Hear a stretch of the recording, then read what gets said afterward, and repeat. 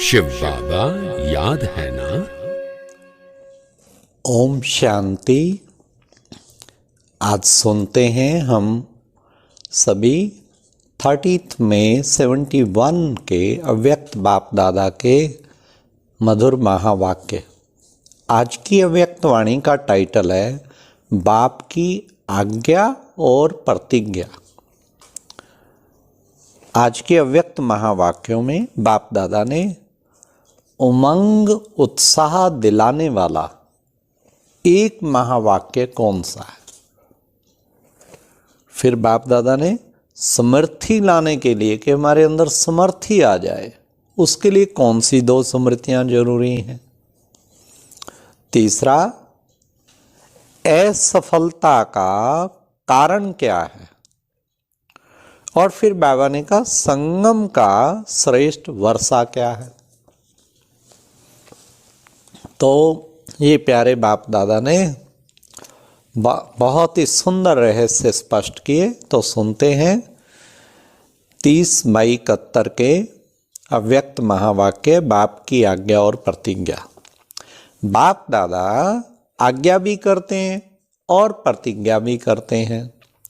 ऐसे कौन से महावाक्य हैं जिसमें आज्ञा भी आ जाए और प्रतिज्ञा भी आ जाए। ऐसे महावाक्य याद आते हैं जिनमें आज्ञा और प्रतिज्ञा दोनों आ जाएं। कोई ऐसा महावाक्य बाप दादा पूछ रहे हैं, वो बाबा की आज्ञा भी है और बाबा की प्रतिज्ञा भी है।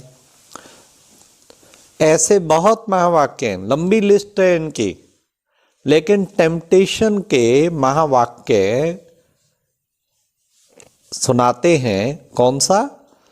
कि एक कदम आप उठाओ तो 1000 कदम बाप दादा आगे आएंगे। इसको बिल्कुल मस्तक पे, दिल पे लिख लेना चाहिए। एक कदम आप उठाओ तो 1000 कदम बाप दादा आगे आएंगे, ना कि 10 कदम। इन महावाक्यों में आज्ञा भी है कि एक कदम आगे बढ़ाओ, और फिर प्रतिज्ञा भी है कि 1000 कदम बाप दादा भी आगे बढ़ेंगे।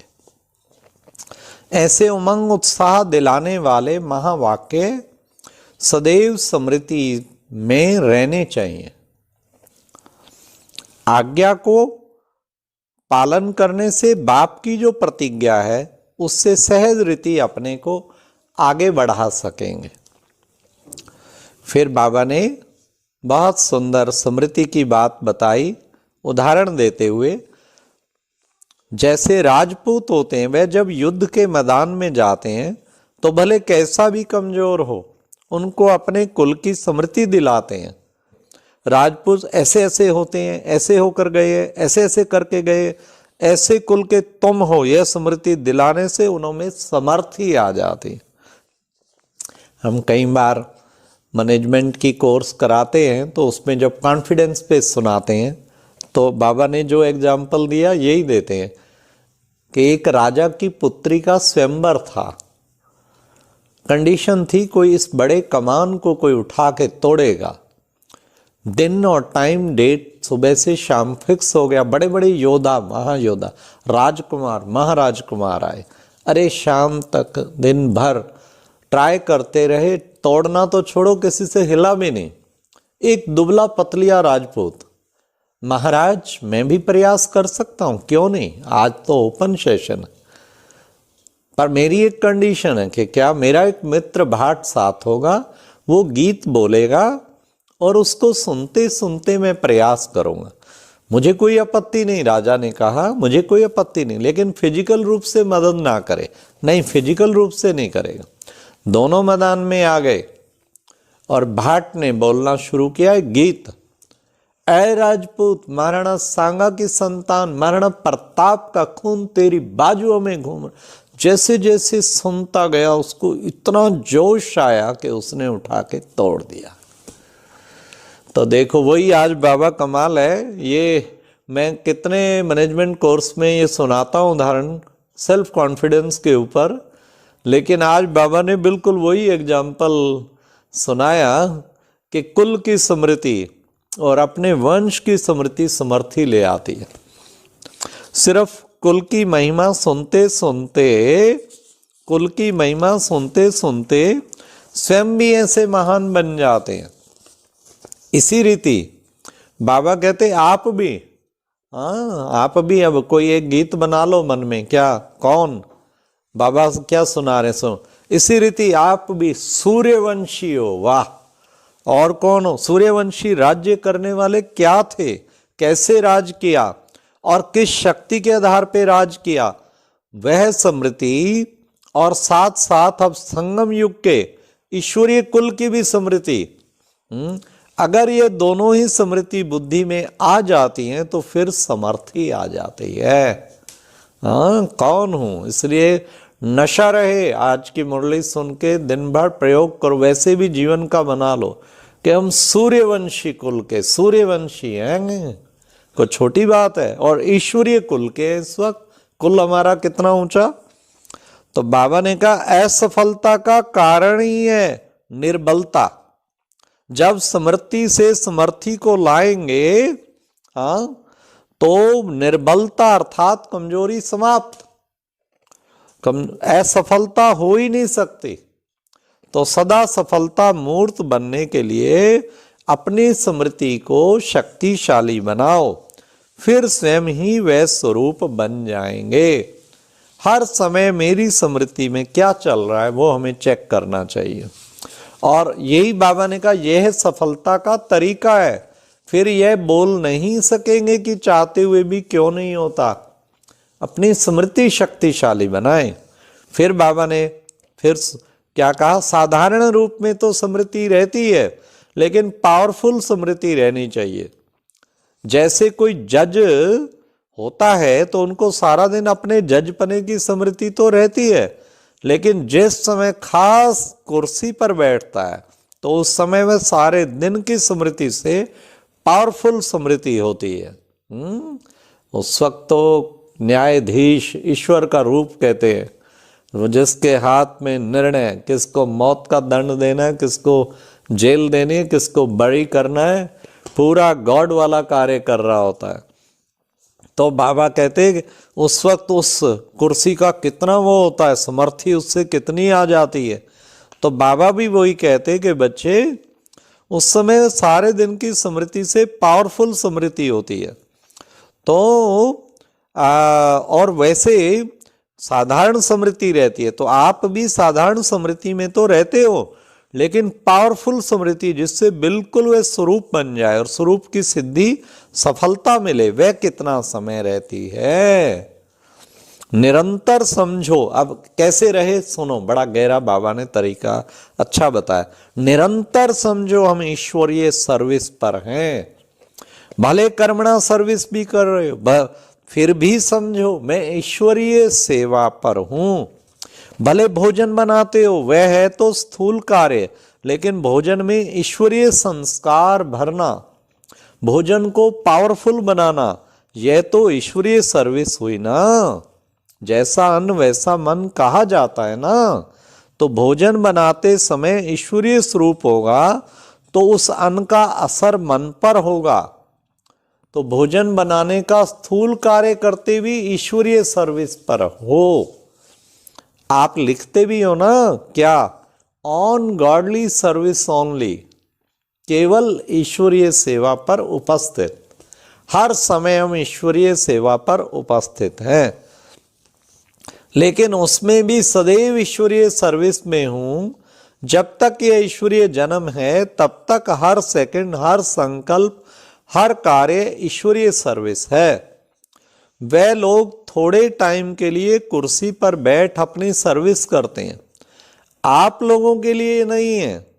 सदैव अपने सर्विस के स्थान पर कहां भी हो तो स्मृति वह रहनी चाहिए, फिर कमजोरी नहीं आ सकती।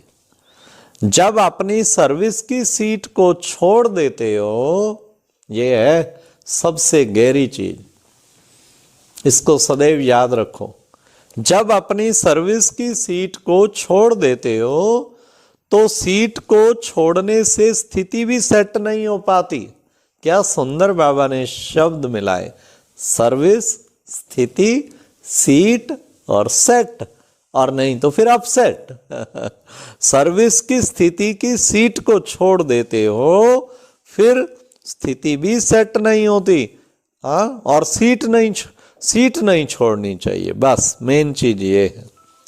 तो बाबा ने कहा आप लोग ड्रामा दिखाते हो ना, कलयुग विदाई लेकर जा रहा है, तो वह प्रैक्टिकल में आप सभी के पास माया विदाई लेने आती, ना कि वार करने के लिए आती है। अभी माया के वार से तो सभी निकल चुके हो ना। अब ध्यान से सुनना, अगर अभी भी माया का वार होता रहेगा तो फिर अपना तीन्द्रिय सुख का अनुभव कब करेंगे, कब करेंगे?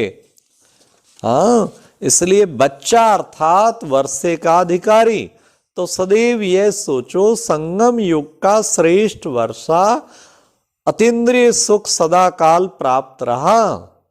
अगर अल्पकाल के लिए प्राप्त किया तो बाकी फर्क क्या रहा? सदा काल की प्राप्ति के लिए ही तो बाप के बच्चे बने ना, फिर भी अल्पकाल का अनुभव क्यों? कहीं कहते हैं, बाबा कहते हैं मैं तुम्हें राजाओं का राजा बनाने आया हूं। कहीं कहते हैं बस बाबा चाहे तू कुछ भी बना दे, चाहे प्रजा बना दे, चाहे कहीं कोने में हमें दे देना, हमें ये भी इच्छा नहीं, ये इच्छा करनी है। ये बाबा ने कहा लक्ष्य ऊंचा रखो, ये नहीं कि मैं तो चलो प्रजा बना, दास दासी बना, कहीं भी बना, ना ना ना। अरे कोई बाप फैक्ट्री का मालिक और बच्चे को कहे बेटा मैं तुझे इस फैक्ट्री का मैनेजिंग डायरेक्टर बनाऊं, वो कहे नहीं पिताजी मेरे को तो चपड़ासी ठीक है, तो बाप की इंसल्ट कर रहा है। तो बाबा कहते हैं इसलिए छोटा लक्ष्य रखना भी बाप की इंसल्ट है। इतनी बड़ी राजधानी आपके पिता ने बनाई, तो आप वहां दास दासी बनेंगे क्या?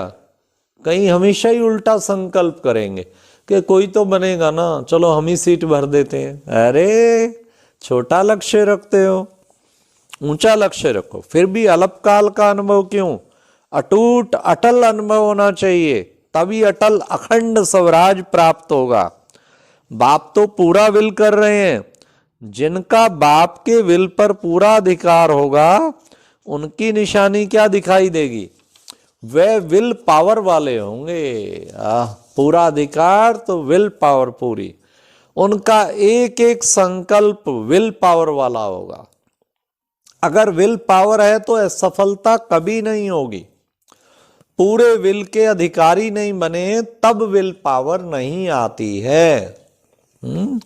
जितना जितना जो खजाना मिलता है उनके ऊपर मनन करने के अंदर समाता है। जो मनन करने वाले होंगे उन्हों के बोलने में भी विल पावर होगी। किसके बोलने में? शक्ति का अनुभव होता है ना। बाबा कहते क्यों? सुनते तो सभी इकट्ठे हैं, प्रॉपर्टी तो सभी को एक जैसी एक ही समय इकट्ठी मिलती है। अब कितनी सुंदर बाबा ने बात बताई। जो मनन करके उस दी हुई प्रॉपर्टी को अपना बनाते हैं उनको क्या होता है? कहावत है ना, क्या? अपनी घोट तो नशा चढ़े। अभी सिर्फ रिपीट करने का अभ्यास है, मनन करने का अभ्यास कम है। जितना जितना मनन करेंगे अर्थात प्रॉपर्टी को अपना बनाएंगे तो नशा होगा। उस नशे से किसको भी सुनाएंगे तो उनको भी नशा रहेगा। नहीं तो नशा नहीं चढ़ता है, सिर्फ भक्त बन महिमा कर लेते हैं, नशा नहीं चढ़ता है। तो मनन करने का अभ्यास अपने में डालते जाओ, ये है रहस्य। फिर सदैव ऐसे नजर आएंगे जैसे अपनी मस्ती में मस्त रहने वाले। जिस दिन मनन में मस्त होंगे उस दिन माया भी सामना नहीं करेगी, क्योंकि आप बिजी हो ना। अगर कोई बिजी होता है तो दूसरा अगर आएगा भी तो लौट जाएगा। जैसे वह लोग अंडरग्राउंड चले जाते हैं, आप भी मनन करने से अंदर अर्थात अंडरग्राउंड चले जाते हो। अंडरग्राउंड रहने से बाहर के बम्स आदि का असर नहीं होगा। इस रीति से मनन में रहने से अंतर्मुखी रहने से बाहर मुक्ता की बातें डिस्टर्ब नहीं करेंगे, देहाभिमान से गैर हाजिर हो जाएंगे। हाँ, कितनी प्यारे बाबा हमें अच्छी बातें बता रहे हैं, क्योंकि बहुत जन्मों के संस्कार बाहर मुक्ता के हैं, तो अंतर्मुक्ता में कम रह पाते हैं, लेकिन रहना निरंतर अंतर्मुखी है। अच्छा, ओम शांति। ये थी स्मृति, और बाबा का ये वाक्य इतना उमंग दिलाता है, एक कदम तुम बढ़ाओगे 1000 कदम बाबा, और अपने कुल की स्मृति, ईश्वरीय कुल की स्मृति, ये सब याद रखें। और अब यह एक बहुत अच्छी वीडियो भी जरूर देखें।